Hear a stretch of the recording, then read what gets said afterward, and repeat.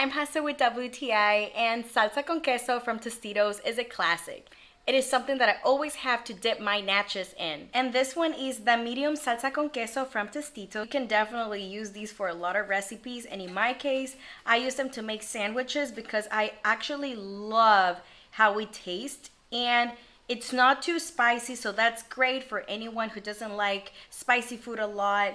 I have made a batch of homemade nachos with this, and I put it on top with ground meat. My husband also loves it. It's great to make a homemade dip as well if you want to mix it with other veggies or other kinds of cheese and then melt it. That's something that I also do. So love how many uses it has and how everyone in my family and my friends love it.